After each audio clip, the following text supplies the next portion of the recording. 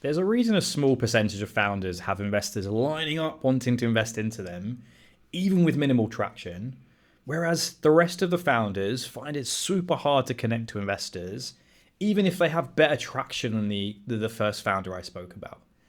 And I learnt this the hard way after failing 2 startups myself due to failed fundraisers and only being able to raise $16 million for my third, as well as sitting on the other side of the table as a VC.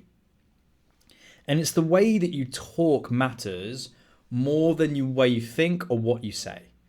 So in this video, I'm going to show you 7 proven habits that totally changed my results with fundraising, and that I seriously wish someone had shared with me before my failed attempts. But quickly, before we start going through the 7 habits, to make sure you get as much value needed to help you fundraise, just comment down below with your biggest questions around fundraising, and I can answer directly there or in detail in a future video.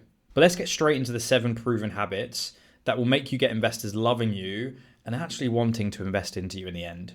So, habit 1. Now, the first habit is something I constantly did with fundraising and was a big reason for actually why I failed to raise for my first 2 startups. And that's what I used to rush through my pitch and answers.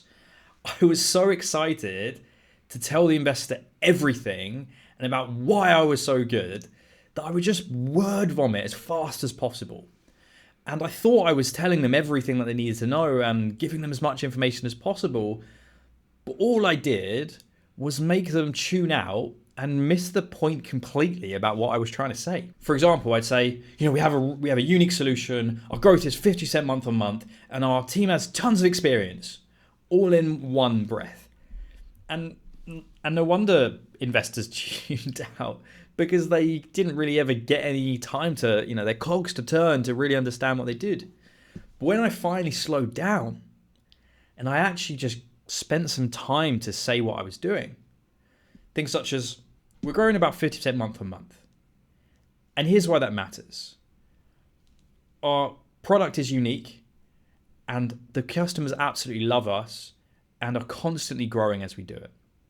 That's when investors actually started listening. Because you need to slow down intentionally to emphasize what matters. It acts like a kind of verbal highlighter for when you're speaking.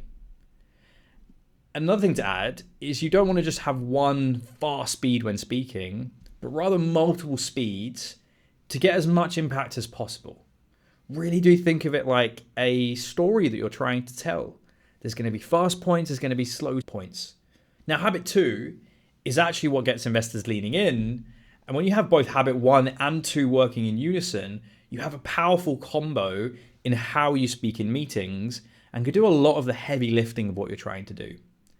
So what is habit 2? Well, habit 2 is all about pausing more. Because do you want to sound more confident? Do you want to sound more intelligent? Do you also want to sound more trustworthy? If you do want all of those things, then the secret is to pause more. And this is easily one of the most overlooked tools in communications, whether that's with investors, whether that's with hiring your product, whatever it is. Because if you feel like you don't have enough time and you want to tell them everything about your company, that's where you end up failing and really making investors dislike you. Founders are always shocked at how simple this change can create transformations, because our brains crave white space. They need time to think. And it's the same reason why paragraphs exist in writing, for example. Like, look at this paragraph on screen, for example, versus this paragraph. Which one looks more digestible? And everything just blends in together. And do you notice how there's no separation? There's no pauses after. And after a while, everything just kind of becomes mumbo jumbo and nothing really sticks. Only when I do that example in that exact way do you understand that without pauses, your ideas are just going to blur together. And they're never going to land with investors, and you're never going to get the investment that you need. And here's the beautiful irony from all of this. People who pause more are perceived as more confident, not less. So whenever you're thinking about jumping in a meeting, when you're looking back at recordings, when you're thinking about how do I improve, think about pausing more. And when you feel like you are going on absolute monologues, take a step back, think about pausing, and then go. And that's what brings us on to the next habit that can help you pause and actually slow down more as well. So habit 3, one of the biggest surprises when I switched from founder to VC was how similar the questions are. The VCs ask questions. There's only so many questions that you can really ask, especially if you're in the same market or company type. So after a few investor meetings, what I've found is around usually 5 to 10, you'll realize that 80 to 90% of the questions are basically the same every time. Sure, some details of the questions change, but the core of it is super consistent. And after those 5 to 10 meetings, you can know what the major questions are going to be. And once you realize this, you can become much more structured in how you prep your answers to every question you'll face. And that's really what habit 3 is, prepping your answers. Most founders don't do this. They ramble on, go on tangents, don't actually answer the question, don't pause more, speak really fast, because they're not prepping their answers. But if you actually sit down and prepare your answers correctly, you'll walk into each meeting much more polished and confident, especially when it's with investors you care about the most. But how do you do this? Firstly, we need to start by running practice sessions. And how we do this is I want you to actually simulate real meetings and do dry runs with investors as well. So you can do that with your families and friends, your colleagues, your people in the industry, with simulating real meetings. And then dry runs, I want you to jump in investor calls as if you were going to take a meeting and actually taking the meetings and looking back at them. Now, I want you to take note of the questions, preferably record them as well. And what you'll get and what will happen is you'll start to see patterns of what questions are asked, what's working, what's not. And at that point, you can go deeper. And what we want to do here is I want you to think about what is the actual question behind the question. So for example, if an investor would ask, why would someone join your company instead of another? That's the first question, but what is the question behind it? What they're really asking is what truly makes you better? Why should a top candidate choose you instead of someone else? What are you doing in the business or the culture or the money or whatever it is that's going to do it?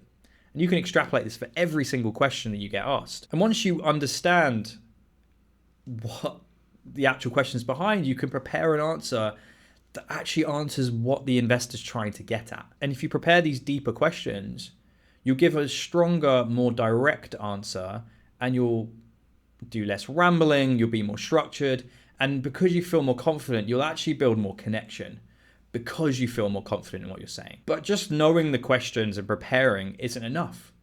How do you actually structure your answers? What's the actual framework you're going to use? Because those things are really going to make or break how you answer questions. And that's exactly what the next habit is. Using frameworks and structures to answer correctly to investor objections. Let me show you what I mean. When I first started working with Daniel, he had failed multiple fundraisers before and just kept getting rejected from investors. He didn't know why this was happening. He didn't really understand what he was doing wrong. So when we started working together, we looked over his investor calls and we realized something massive. He was just winging it. He was taking the calls as it came. And whenever an investor asked a tough question, he would start to panic. He would start to word vomit. He'd start to ramble, wander way off topic and not really answer the questions. Sometimes he'd actually answer well, but for the most part, he wasn't really hitting the mark. So he was wildly inconsistent and investors could feel it. And always just ended up rejecting him because fundamentally they lost trust in him and didn't believe he really knew the market, even though he did. And the turning point for him was when we started preparing his answers beforehand and using frameworks to help him structure his answers. Suddenly, when Daniel jumped into these meetings and an investor asked a question that he knew the answer to, he stopped rambling and his responses got super clear and concise. And that shift helped him raise $4.5 million for his startup in the end, after constant failures beforehand. But what framework should you actually use in a funding round then? Well, there are so many for certain questions that make sense, but the two most common that you should use, and can be used for pretty much every question that you have, is the first most common one, which is the AAA framework.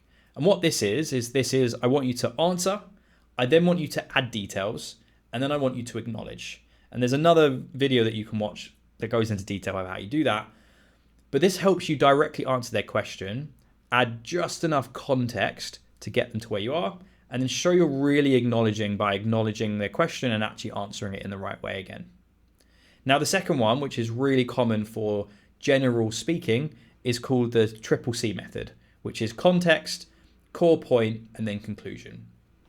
And how we do this is I want you to set the scene. I want you to give your main idea of what you're doing after that, and then I want you to wrap it up. And what this allows you to do, it keeps you from over-explaining or getting sidetracked. And both of these frameworks, they allow you to stop over-explaining. Because a major trap for founders, and we'll get deeper into how to really make your answers stick in the next habit, but really the frameworks give you the structure to keep your answers clear. Now, there's one more habit that takes it to the next level, and that's starting your answers with a strong declarative statement. It's connected to the framework that we just talked about. This is the habit that actually stops you from drifting, rambling, or sounding unsure on what you're doing, even if you know the answer. And that usually happens when you're winging it because you're panicking and you don't know what you're doing.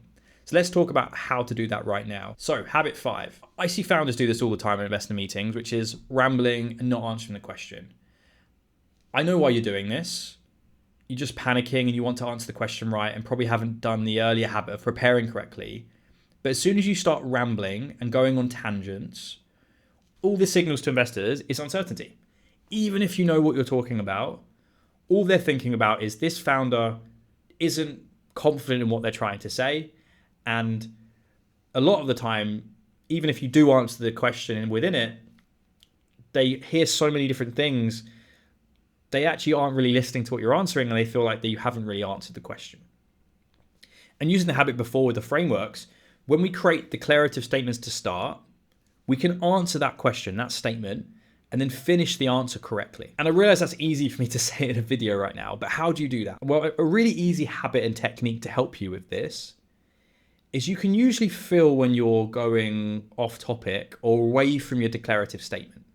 When that happens, what I want you to do is I want you to just pause for 1 to 3 seconds and ask the investor, does that answer your question, or do you need more context?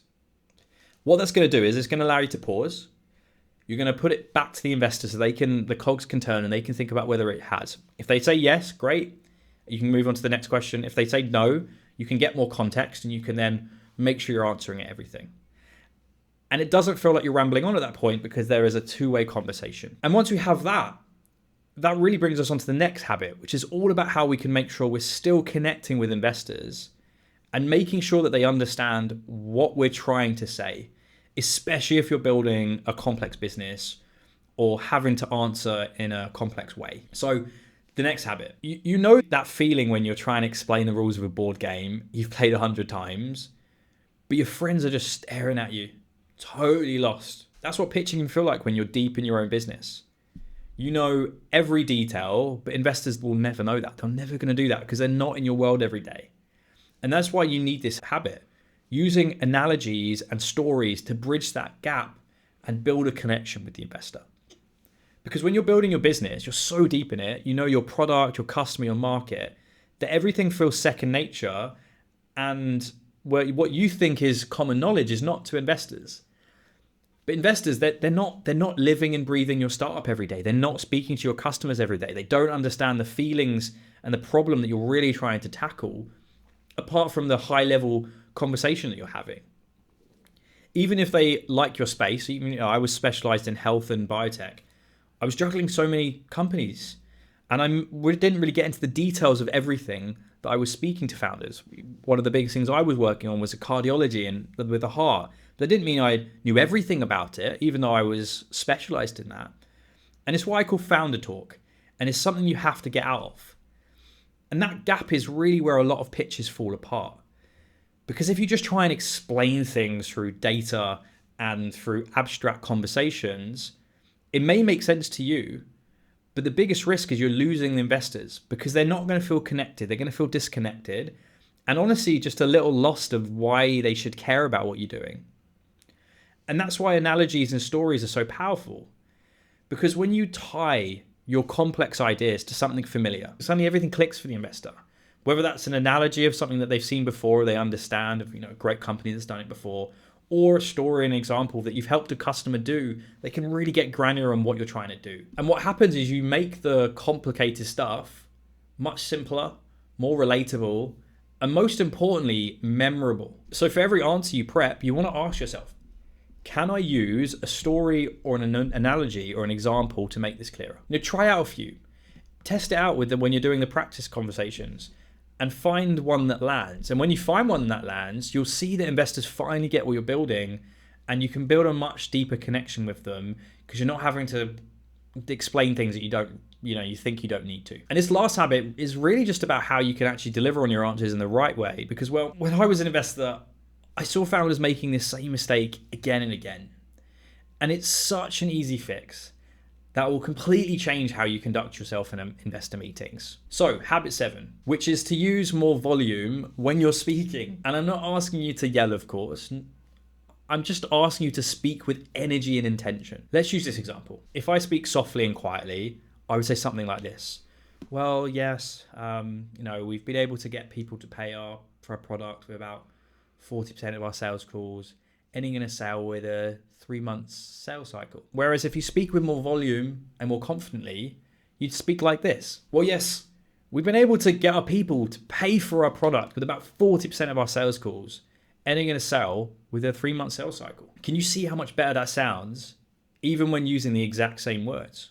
Because a stronger voice transfers conviction and presence, whereas a smaller voice gives the perception to the investor that you have smaller ideas and not having confidence in what you're building. So these are the 7 habits to make investors say yes. But what if you can't even meet a single investor? Well, check out my next video where I go through how to build an investor network that consistently gets you investor meetings at a high volume.